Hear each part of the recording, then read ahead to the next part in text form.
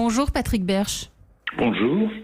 Merci d'être en direct avec nous. Vous êtes membre de l'Académie de médecine, chef du service virologie-bactériologie de l'hôpital Necker. Alors, on l'a entendu, le président de la République souhaite tester la thérapie de Didier Raoult. Il fait part de bons résultats. Et pourtant, vous, comme d'autres de vos confrères, vous restez sceptique. Je reste sceptique surtout sur l'idée que l'épidémie va s'arrêter. Il faut rester vigilant. Actuellement, nous n'avons que 10% environ de la population française qui a été en contact avec le virus et qui est censée avoir été soit malade, soit immunisée.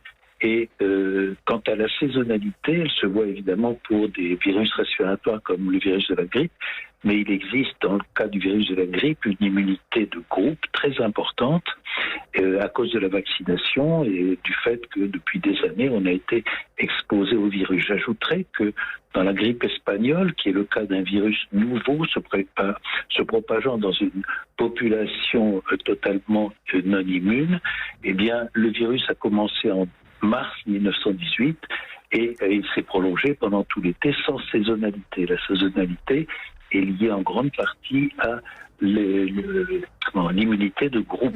Ouais. Donc vous écartez l'hypothèse de la saisonnalité qu'évoque Didier Raoult, qu'a évoqué aussi le président américain. Qu'est-ce qu'on risque concrètement à étendre les tests du professeur Raoult? Même lui écarte les patients à risque au niveau cardiaque, puisqu'on a parlé effectivement des gens qui prenaient du Plaquenil parce qu'ils en avaient retrouvé dans les tiroirs et ils étaient à risque au niveau cardiaque. C'est-à-dire que moi, ma position personnelle, c'est de dire qu'à partir du moment où on a une activité in vitro de l'hydroxychloroquine, on n'a pas d'autre traitement actuellement. Et donc, si les médecins veulent l'utiliser sous contrôle médical, bien entendu précis, et avec toutes les restrictions qu'il faut avoir pour les accidents cardiaques en particulier qui peuvent arriver, pourquoi pas? Mais nous n'avons aucune preuve actuellement que ce traitement soit efficace. Il faut attendre les résultats des essais cliniques qui sont en cours et pour dire si le traitement est efficace. Donc c'est une question de temps, c'est pas une question d'efficacité du traitement. Là, c'est du temps que vous demandez.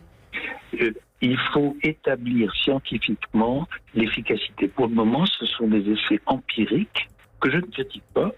C'est des essais empiriques qui utilisent la chloroquine, l'hydroxychloroquine ajoutée à l'azithromycine pour tester, à utiliser au début de l'infection et donc pourquoi pas.